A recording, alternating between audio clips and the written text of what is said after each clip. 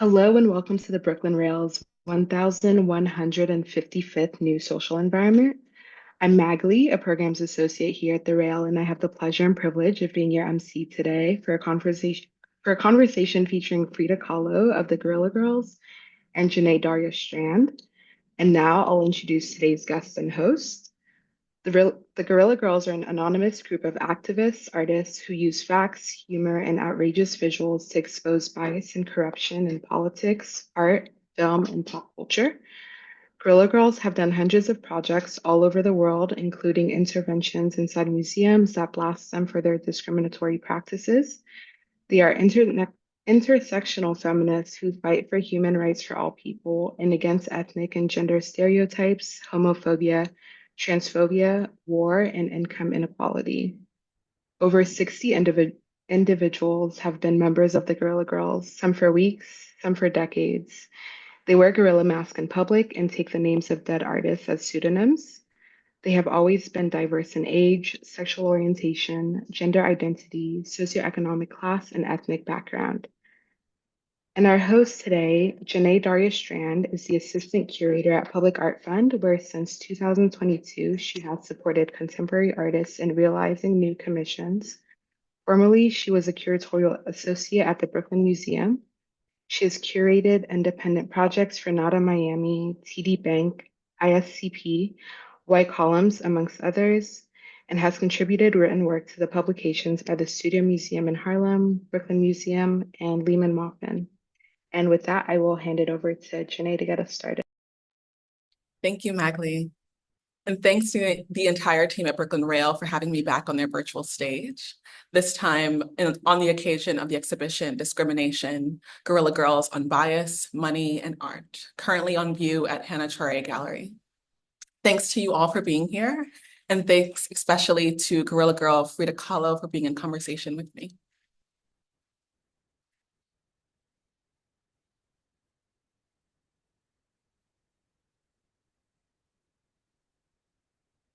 Frida, my first question to you is in an effort to really level set the knowledge of everyone in our virtual audience. And so I would love for you to share who the Guerrilla Girls are and that special moment in 1984 that catalyzed your collective.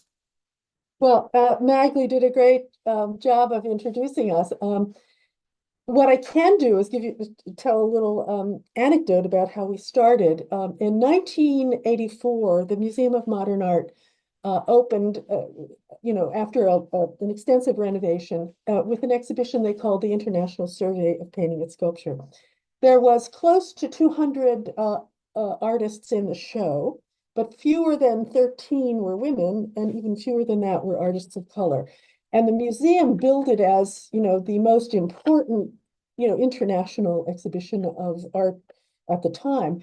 And we realized how international could an exhibition be with so few women and so few artists of color. At that time, we didn't really exist as a group, but we went up to the museum, to myself and another founding member of the Guerrilla Girls, and we participated in a protest outside the museum. And it was a very standard protest with placards and a picket line, and we were chanting, and we spent the whole day there. And at the end of it, myself and Kata Kolwitz, the other founding member, looked at each other and said, this has had absolutely no effect. As a matter of fact, people going into the museum, they were annoyed with us and they would brush past us. They wouldn't listen to us. And we realized that they all really thought that museums were meritocracies and that whatever was shown at the museum had to absolutely be the most significant work of the time. And we knew there was a problem with that, idea. So at that point, we said to ourselves, this is our aha moment. We have to figure out a new way to break through people's preconceptions about what the filters in the art world are and who gets through them and who doesn't. So it took us a few months to sort of gather together a bunch of kindred spirits, and we started meeting, and we came up with the idea of claiming the street and putting up our messages. And the very first poster that we did went after male artists who allowed our colleagues who allowed their work to be shown in galleries that didn't show women at all or showed fewer than 10%. And then we did the reverse of that, and we put up a list of the galleries that they showed at with the headline, "These galleries don't show, enough women." So we put them up, sort of, we took up a collection between us.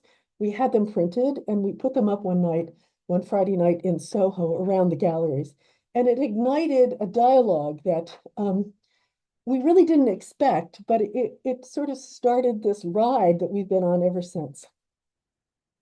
One poster led to another. We started to look at galleries, we started to look at museums, we started to look at art critics, we started to look at funding organizations, and we knew we were onto something. We knew that the statistics didn't lie. We weren't sure where it would take us, but we kept digging deeper and deeper into a kind of examination of the institution of the art world and the art market. And here we are today. What I appreciate about the posters that we're seeing on our screen right now is, as much as you're using humor and sarcasm as a tool, you're also using rage and frustration. And I would love to hear you talk about the usefulness of rage as in this maddening state almost as a productive one, and the need for sort of good trouble, as John Lewis would put it. And I'm wondering about your process of turning your frustration and your emotion into the tangibility of what becomes the poster that is then put up around Soho, and then now we're able to see, in this exhibition. Well, being happy and angry it's a strange combination of emotions, but it's really very exciting and it gives you adrenaline and it makes you think. We decided early on that information was really important to change people's minds. And we also realized that you had to get their attention. And you had to say something in a headline that was provocative, and then you had to back it up with information. And in most of our works, that is the kind of formula. If it doesn't have content or it doesn't take you somewhere, and doesn't tell you something that maybe you didn't know or realize before, we rarely pursue those ideas. And it's been a great ride. We are always examining the opportunities that we're given, because early on, everything we did was self-generated. And then all of a sudden, schools and universities asked us to, to speak in front of students. And then we realized that what we were doing was accumulating knowledge, knowledge about the art world that wasn't really existing many other places. So here we are today. I'm still really excited by it. It's not fun to live your life in a mask and be anonymous all the time. But I wouldn't change it for anything. And speaking of the mask, I'm selfishly curious to hear about the protection of your identity, the protection of your own practice through the mask and through anonymity, in the ways that emotions like rage and expressions like sarcasm can almost be thrusted forward even further because of the mask. I'm thinking of artists like Nick Cave, who use the sound suit, artists like Narcissister, who have this persona of anonymity, and alongside the Guerrilla Girls are using this tension of performance essentially, and creating these other possibilities with the alter ego to speak truth to power. Just wondering, more of your thoughts and more of your words on that fine line between performance without being performative. Well, we're often called performance artists, but we're just basically we're message artists, we're graphic designers, we're researchers. We just happen to wear these masks, and we adopted it early. We wanted to be anonymous before we had these masks. And we were, guerrillas, the freedom fighters, before we were gorillas, the jungle animal. Because the art world at that point was a small place, and most of us were young, although we did have some very seasoned members in the beginning. But it was kind of dangerous to your personal career to attack, the very institutions that you wanted to support you. So early on, our anonymity was self-protective. And then we realized that it was this really, kind of deliciously powerful idea, because we couldn't be accused of lacking anything in our personal lives because no one knew who we were. We were actually speaking for marginalized groups. Not that every marginalized group suffers in the same way or is discriminated against in the same way, but we were talking about a condition, not about our personal lives. And that became really, really powerful. Now, the gorilla mask came a little bit later, when we got a lot of requests for publicity, and how could we pass that up? And everyone wanted to take a picture. So we were discussing at a meeting, um, how could we do that? And one of our early members was a really bad speller, and she was taking notes, and she misspelled gorilla, and all of a sudden it was like the sky parted, and that was a great idea. And of course, the mask comes with all kinds of, baggage, all kinds of racial baggage. And because we were trying to break stereotypes, we called ourselves girls at a time when, it wasn't cool for feminists to do that. We called ourselves guerrilla, freedom fighters, because that was so out of place in the nicey nice art world. The idea that there might be, people hiding, in the art world, ready to flip it over. So the mask was just one more stereotype that we thought perhaps we could flip. I don't think that that's really been the case. It still comes with its baggage, but it has become a kind of icon of what we're doing. And when you think about it, gorillas are very kind vegetarian animals. They live in harems and they take care of one another. If you go to, any zoo that has a bunch of gorillas, you'll see how gentle they really are. And they really are maligned. They've been maligned in film, they've been maligned in all kinds of cultural myths. So, why not try to reverse that? I love that. That just tickled me. I'm also thinking about a poster that is so seminal to the entire collective, the benefits of being a woman artist. And the last line in that list is, you get to be featured in magazines with a gorilla mask. And so again, thinking about that sarcasm and thinking about the duality of, yeah, you're getting visibility, but when your entire identity is almost being erased within that visibility as well. And it's only by the proclamation of your voice, your message, and the collective that then you are thrusted forward into the zeitgeist of perception in a way. Well, I think things are different now, but when I was educated as an artist, I was educated to be an individualist, to be irascible, to be uncompromising. It's part of the sort of Western idea of genius and masterpiece. And I would say that's also connected to exceptionalism, American exceptionalism, and capitalism, especially late capitalism. So looking back on it, I think the idea that we hide our identities as artists and we work in a group where we all look the same, we don't all talk the same, I think in a way it's an affront to all of the limitations of the way artists are educated. And over the 30 years to 40 years that we've been doing this, we visited a lot of schools and we've seen a big change. Artists are not always educated to win the art world lottery. They're educated to, work collectively, to think about social change, to realize that not everyone can win that art world lottery. It's really set up to have, like the Olympics, to have, a few winners and many, many losers, but the losers are all important in making the culture that produces the winners. So we would like to see that changed or softened. We'd like to think that, artists can be less competitive, less cutthroat. There can be more rewards. There need to be more rewards for artists rather than everything going to a few labeled geniuses. Art is a rich thing that we all need. And, why can't we see, more artists rather than fewer?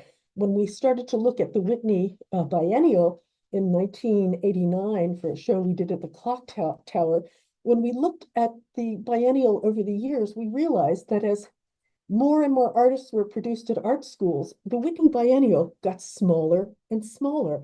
And that just didn't make sense to us. You would think that it would get larger and larger, and that we would need to look at more diverse, art than just a few people who make it through the gallery system. And as you said to me before we started this conversation, I think that your work is really key on exposing the art world's history of taste, as you call it.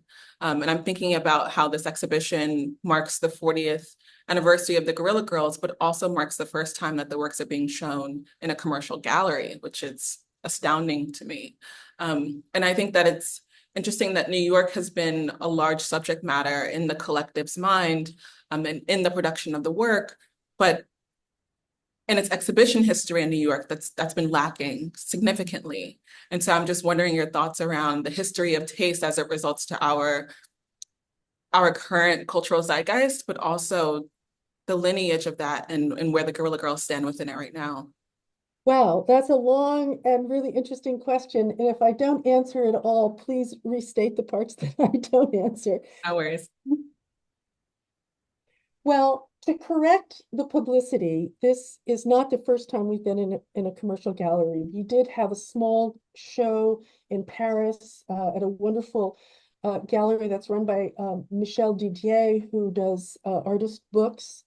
And we've been in other small shows. We were one time in a show at Periton in Paris, and that's an interesting story because we kind of gave them some things that we thought would offend them, and they decided to show them anyway. But we kind of chose not to show in commercial spaces because we really don't have anything to sell in the art market of billionaire art collectors. We produce posters and merchandise, T-shirts, baseball caps, clutch bags. We really don't make anything that can exist in the high-priced art world as we know it. So we've been very happy to, in a way, exist in a kind of other world and create a different model for, for how artists can get by without having to depend on the art world hierarchy. That's not that that we live like millionaire artists. We really don't. But we've chosen not to participate in that system. And Hannah, was wonderful. She didn't mind that we don't have anything to sell, but some posters that you can actually go to the gallery and see. They do cost a little bit more than $30 because they're very printed on very fancy paper. But the truth is, we don't produce anything that's unique. We're much happier to think that our posters are hanging in every college dormitory in the United States than, our one perfect poster over the sofa of some billionaire art collector. We really like our work to be everywhere in the world, and we like everyone to think that they can have it. And in a way, when we see someone walking down the street with one of our T-shirts on, they own part of our work. They're participating in the system that supports us. And that makes me think of the cutout masks that you've also given out, in public performances, public interactions, and this idea that the responsibility of this message is not only held uniquely to the Guerrilla Girls, it's shared by over 60 Guerrilla Girls, to begin with, but it's also a collective responsibility beyond the collective of the Guerrilla Girls themselves. Yeah, I don't think, we're hardworking girls and we try to make our work as good and as effective as possible. But I don't think we live in that world where we want to be considered geniuses. We're just hardworking, women who discovered something and it keeps growing. And actually what we're producing is more knowledge and a consciousness than, individual precious artworks that can be offered at auction. And I think in many ways, you're challenging the history of taste, as you said, by even making works that are ubiquitous, that are playing on the poster, that are playing on the T-shirt, in the ways that messaging is spread sort of in that format as well. Just wanting to hear more of your thoughts around the history of taste in that language that you shared. Well, I'm not an expert in the history of taste. There are historians who are, but printmaking throughout history has always been a kind of, you know, populous activity, starting with Dürer, going up through Kata Kollwitz, who produced, lots and lots of prints. And actually, when Jews escaping Nazi Germany were not allowed to take money, they could take Kata Kollwitz prints with them. And a signed Kata Kollwitz print was worth more than an unsigned one. So she would oftentimes take unsigned prints and sign them so that when those refugees got to the United States, they would have a form of currency. And so I think we're part of a tradition. It's a kind of sideline to the idea of masterpiece paintings. The 19th century was like a perfect example of, magnificent, oversized historical paintings, some of which we remember and many of which we absolutely forget and have more historical importance than aesthetic, importance, but they're still part of history. So I don't think we've discovered anything unique. We've just, we're carrying on a tradition that in many ways has been forgotten. And Elizabeth Catlett was another example of an artist who did prints. Precisely. I was exactly just thinking about Elizabeth Catlett, thinking about her through line between Mexico and the US, just thinking about how prints, posters, her involvement with the Taller de Gráfica Popular was just so essential to not only the Mexican tradition, but also the Black Power movement, and using prints, using drawings, using posters as another way to thrust yourself into a language of popular culture as well, I think is just, so smart, but also so necessary. Absolutely. And I'm wondering about your thoughts on how the work has really challenged the public to look at museums as movable beings, right? Look at museums as movable entities that are not necessarily stuck to the hundreds of year-old traditions that its mission has sort of designed by it, that there is reformation and regeneration that can occur within these systems and institutions as well. I think as we're talking about equalizing the power of a voice, but also equalizing the power of the work itself. Just wondering your thoughts on how the work challenges the mindset of the public and how they view museums and institutions. Well, I don't know that we're the best judge of that. But I would like to think that all of our work taken together as a whole and how it evolves really represents a kind of history of the art world in our lifetime. I'm sure most people are familiar with one or two of our posters, but to see all of them together, like for example this selection that's in front of everyone right now, those were all really early posters that we did. Many of them were not even typeset, they were letrasetted. They really record like the first 5 or 6 years of our existence, and people might not be aware of them, but each one led to the next. And to me, they're all part of the evidence, and they're all part of a history. And we're really happy when a museum will acquire an archive of all of our work, because there's nothing unique about it. And there are many museums that own those portfolios, but we're really proud and happy to think that somewhere inside the storage space of those museums, there is this little story, and it's sitting next to all the multi-million-dollar, paintings that may go out of style in 50 years from now, but our work will always remain as a body of knowledge. Absolutely. Of course, the graphic design will change. When we first started, there wasn't digital design. Those early pieces were all done by hand and typeset, and they're all black and white because that's what we could afford to do.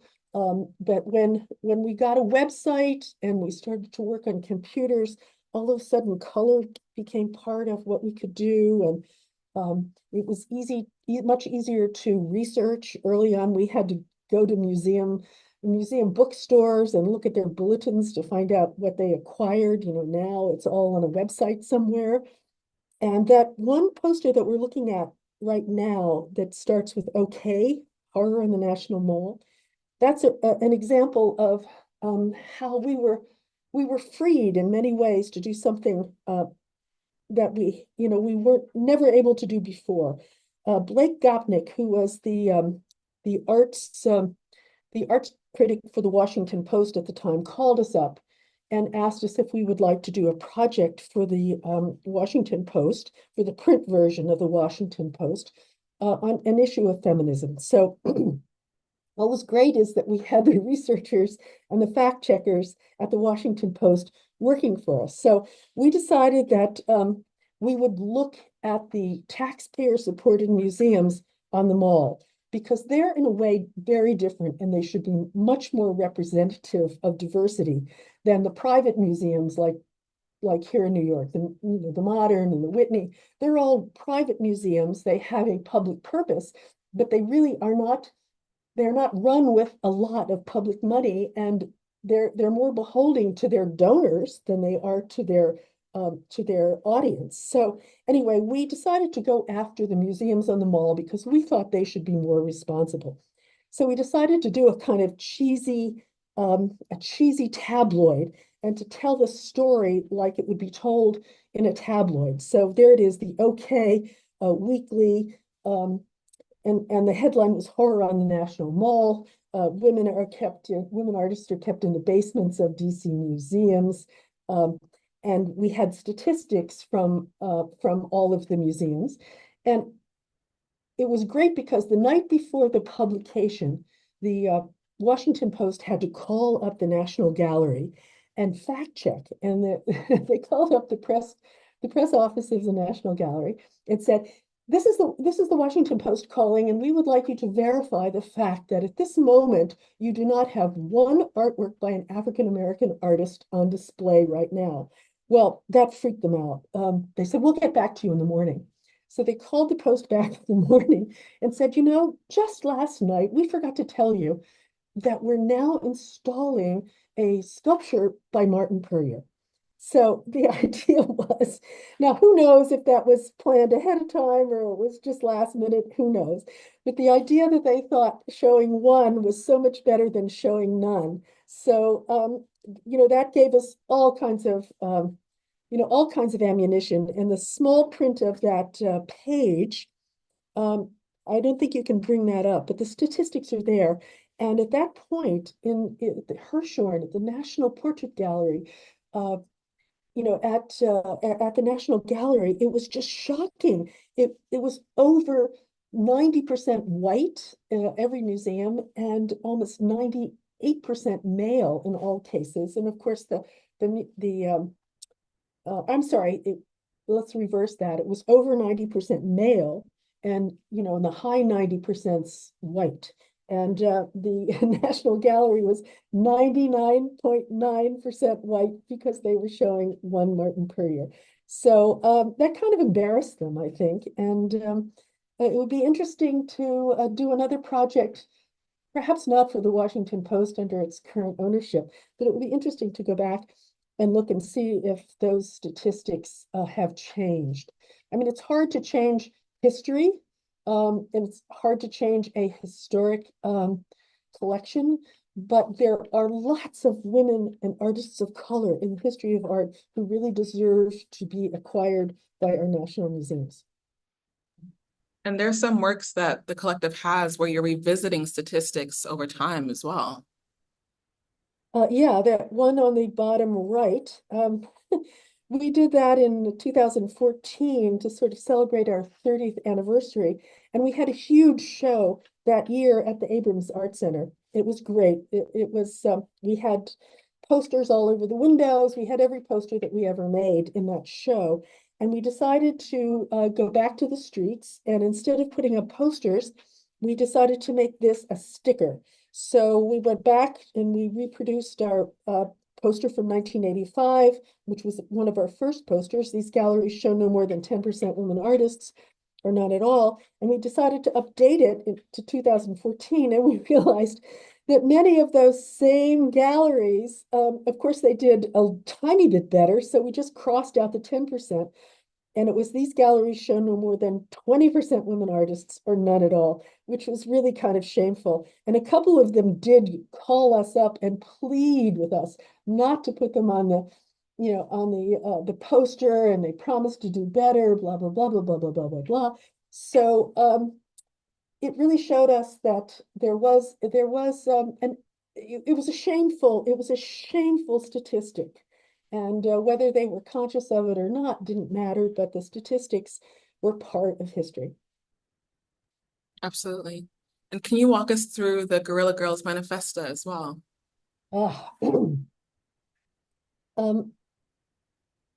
we did that last year for WeTransfer. It was an online file transfer service, and they were asking artists to, in a way, give 10 personal rules that they used in their everyday life. And, we really weren't into that kind of, soul searching. We decided that we would make up, 10 rules for art museums. And I don't know whether you can go into that. Can you zoom in a little bit? There we go. So we decided to do the Guerrilla Girls, it was called Manifesto, the project, and we realized that that was kind of a gender biased title. So we made it Manifesta. Maybe it should have been Manifestex, who knows. And some of the things, and this is sort of culled from many years of looking at museums and realizing that museums really needed to have a code of ethics. And they needed to stick at it with it. Our first code of ethics for museums was done back in the early 90s, and it was a kind of spoof on the Ten Commandments. And we used biblical language like thou shalt not do this, thou shalt do that, etc. And this one we kind of used that sort of we were making demands. And things were like honor your employees and never undermine their efforts to unionize and pay them a living wage plus benefits. And then banish board members that make the world a worse place. Out with the money launderers, arms dealers, climate change deniers, polluters, antiquity traffickers, addictive drug manufacturers, student loan sharks, and cronies of Jeffrey Epstein. And every one of those categories refers to a trustee on either the Museum of Modern Art or the Whitney Museum. And we did it all without naming names, but we wanted it to be a kind of demand. And then let's see, confess that for centuries, women have been depicted in art as the luscious objects of male desire and the victims of male aggression. I think a lot of people go into museums and they see 16th, 17th, 18th century paintings of naked women like lying around being beautiful, but also being assaulted, being abducted, raped, seduced, whatever. And they don't realize that that's part of Western culture's obsession with sexual violence. Not that you can change that, and not that they aren't significant paintings and they aren't beautiful, but the subject matter is usually about a woman being acted upon. Let's see. Write wall labels that tell the whole history of art, including, but not limited to, slavery and the genocide of indigenous people. So many of the Hudson River School paintings sort of portray the American wilderness as though it was never inhabited before white people arrived, when in fact, it was a landscape that, had been cultivated and protected for millennia by indigenous traditions of farming and environmental control. So as beautiful as Hudson River School paintings are, they do tell an incomplete history, and they do represent an expression of white supremacy and colonialism. Absolutely. And this work being made in 2024, I feel bookends a work that is also seminal to the show and seminal to the collective. Made in 1984, the only 4 commercial galleries in New York show Black women. And, you know, in my own research and conversation with the gallery, thinking about how this piece sort of is the underbelly to the exhibition, but also just remains so pertinent to our time, you know, right now. I would love to hear more of your thoughts on this piece. Well, our group evolved. We weren't born with all of the ideas that we have right now. We developed them, and some of them were developed, under difficult and confrontational environments. Diversity is not something that just happens. It's something you have to work at, and we all had to work at it. And I think this was done our second year when our artists of color reminded us that, there were only 4 commercial galleries in New York that showed Black women. And then when we looked at it further, that second line is really important. Only one shows more than one. And that brings in the whole issue of tokenism. One is not enough.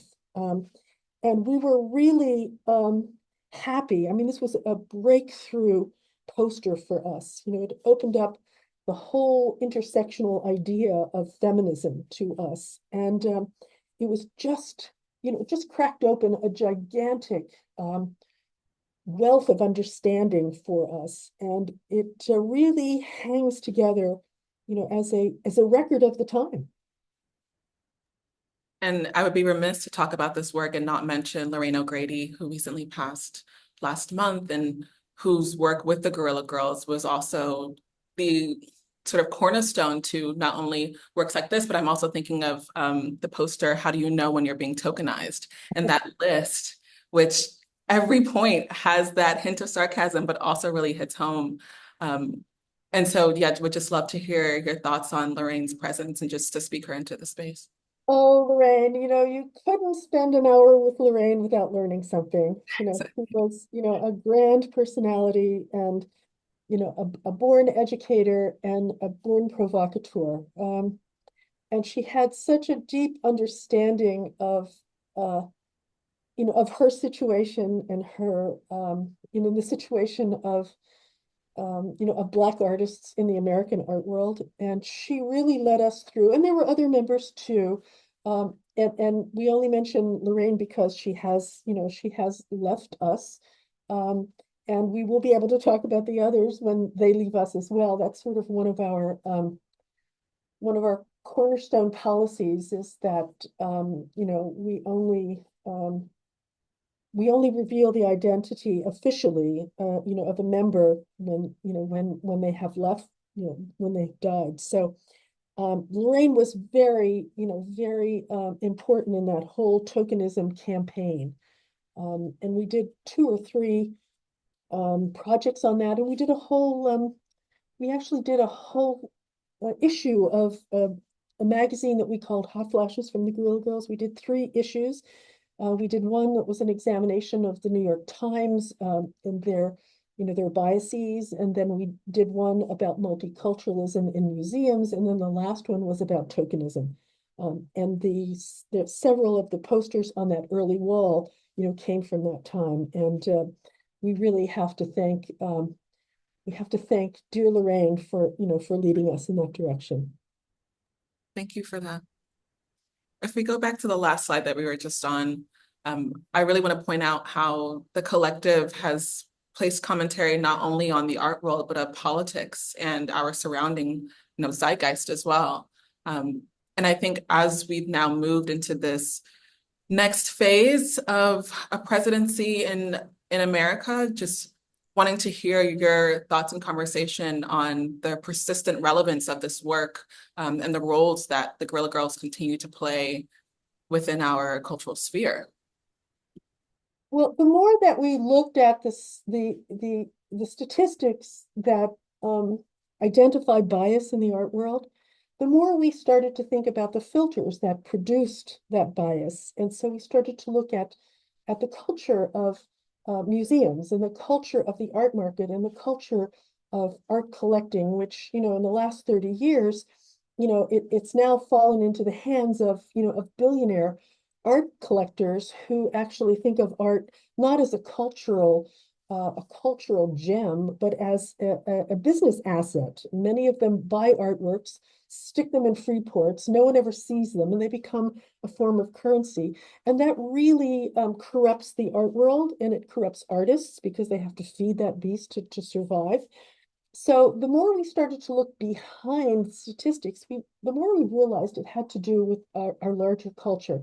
So it was hard for us not to look at other things, not to look at the world of film. And that's when we did the anatomically correct Oscar in 2003. He's white, like almost everyone who wins. And then we had all of the statistics about how white and male all of the winners of the Academy Awards were. So we decided to redesign the Oscar to look more like an aging white man.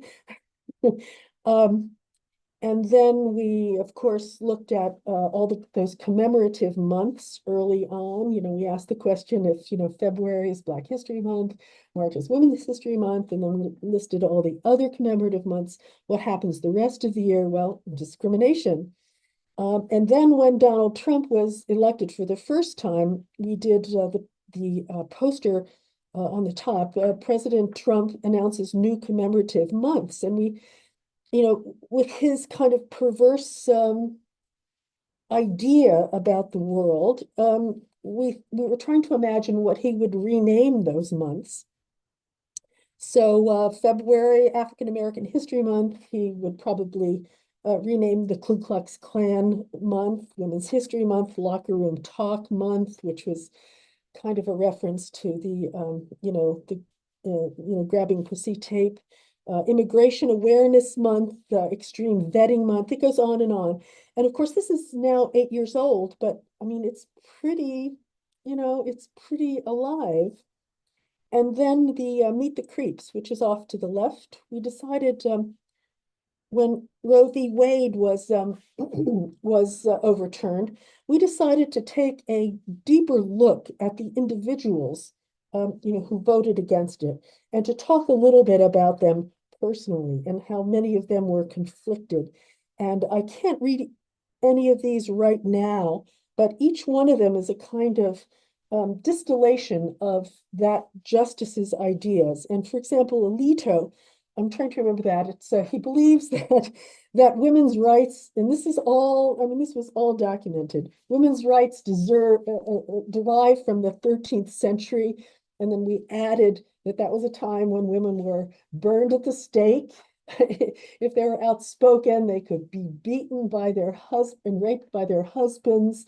And of course, the world was flat. Each one of the justices we sort of examine in that way. And now, I mean, I think we're all reeling first from the election and then from the last 2 weeks of how how reckless this administration is, and how how it's gathering itself around a narcissistic personality who has no empathy in life, and is seeing everything in terms of his own self-interest. And it's shocking to see how one by one, members of his political party, have fallen behind him and have started to take up ideas that, they wouldn't have claimed a few years ago. That's a kind of frightening, really frightening development. Now, I don't know that we'll ever change Donald Trump, because he's been as he is his entire life. If you look back, there's hardly any, evolution in his behavior. But the people around him have changed. And I'm thinking that maybe they're the ones we should shame. We should go after the people who support him. Eric Adams is an example of someone who is falling into the Trump camp, and he is our mayor can't we embarrass him? Can't we shame him? In the art world, we used shame and ridicule, as a tool to, to humiliate people, to embarrass them, to make them think about, and make them uncomfortable. Maybe we need to make all of the people around Donald Trump and all of the people we know who are starting to think like Donald Trump to call them out on it. I know that's difficult, but all we can do is work in our private lives um, to make that truth, to bring up the importance of facts, and what's happening on the internet and social media is just shocking. We're thinking about ways to pull away from that and to create a different kind of network where people can hear about us and where we can talk about our work. We all need to think in new ways, and we need to not let what's happening in the larger world, affect our personal lives if we can. Absolutely. And so with that, I would love to ask if there's anything that you can share about what's next for the Guerrilla Girls. I know this exhibition closes in March, and so just wondering what's next in line for you all. Well, we're super busy right now, and we've been doing a lot of projects abroad. And in March, we're going to Bulgaria. The Bulgarian Women's Fund has invited us to come for International Women's Day and to do a presentation about our work. And they're also doing an exhibition of our work and a public project that we have designed for them. And we've been doing projects. We did a project in Germany 2 years ago. We did a project in Korea last year that actually used food as a kind of a metaphor. And what we did in Hamburg, for example, the new director of the Museum of Art and Design in Hamburg, who was a woman, realized that their collection was just, unbelievably male dominated. And they realized that only 1% of their collection was work by women. So we did a very funny banner that hung on the museum for about 6 months of this famous pastry from Hamburg. And we said, this pastry represents all of the works in the Museum of Art and Design, the 400,000 works, and this tiny crumb, we pulled off a crumb, and this crumb represents the number of women, 1.5%. We did a project in Korea that was mostly about examining Korean democracy. And it's really interesting, all of the developments in South Korea over the last 6 months, because we kind of made this statement that you can't really have bibimbap without hot sauce, and you can't have democracy without feminism. And then we listed a lot of the current situations in Korea that women were becoming educated at a higher rate. They were assuming jobs, professional jobs at a higher rate, in fact, in a higher rate than men. But in their home lives, things have not changed. And that in the domestic life in Korea, the traditional role of women as the housekeeper and not the supporter was really difficult to change. And in a way, that's what led to the 4B movement, which we all know about now. So we expressed that in a poster.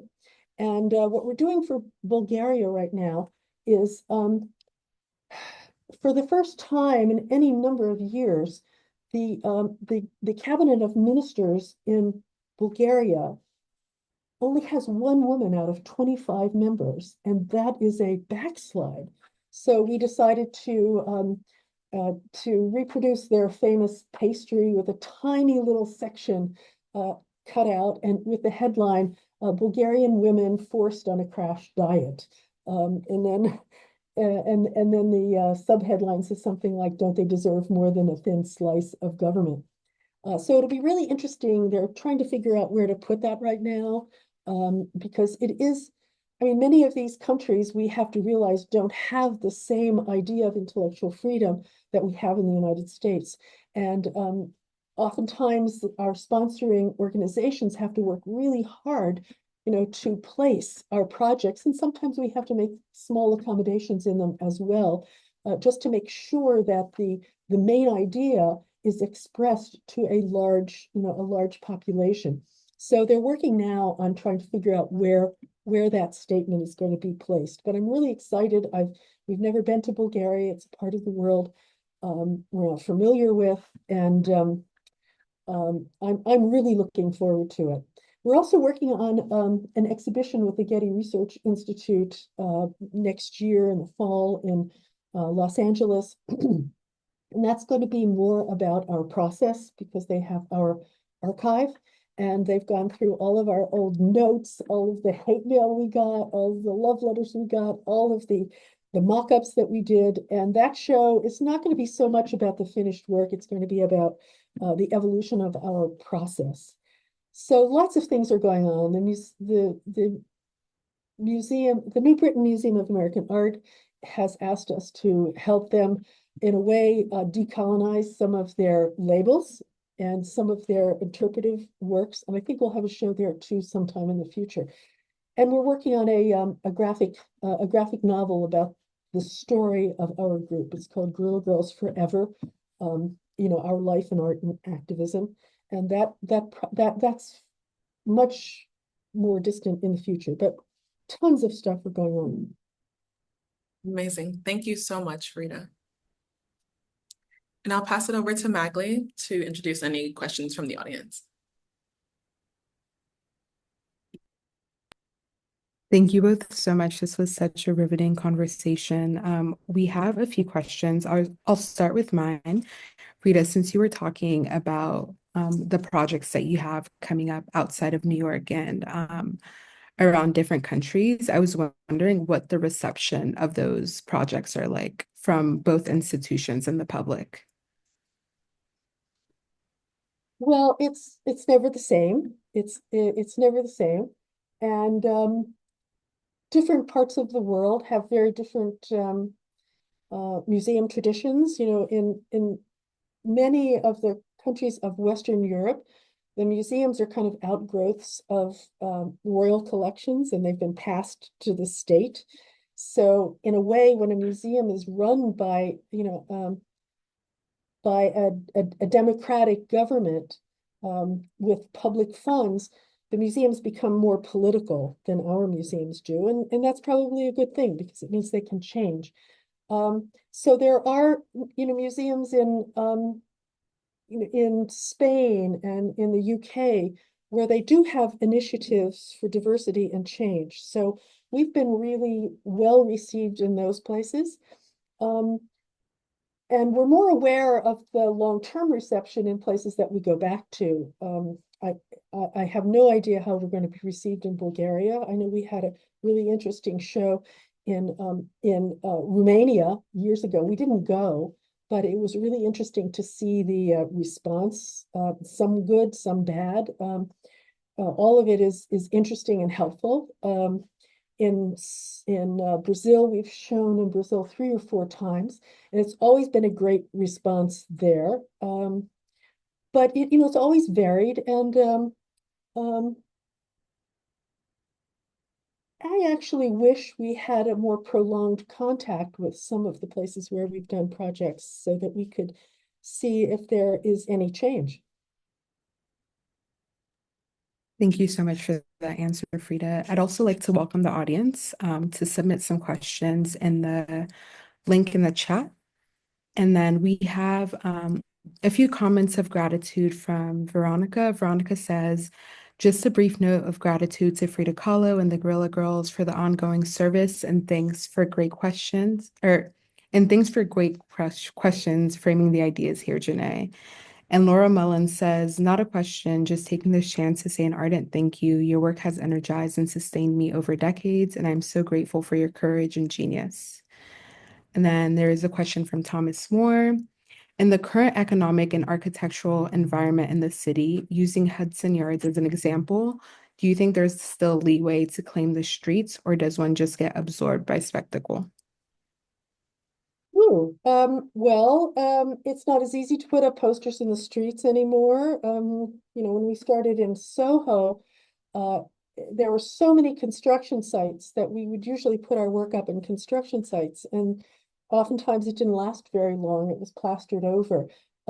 Now, strangely enough, many of those sites are actually rented to, formal publicity, companies that actually put posters up. So it's not easy to do it now. That's why we took to doing stickers and putting up stickers. They're smaller. I mean, we were able to sticker the facade of the Metropolitan Museum in 2015 right in front of the security guards. That was a great high to be able to do that. I think we have to figure out new ways to have a street presence. I'm not sure what all those ways are, but I challenge everyone to think about it, to figure out a free way to express yourself um, out on the street. Thank you for that question, Thomas. The next question is from Orange.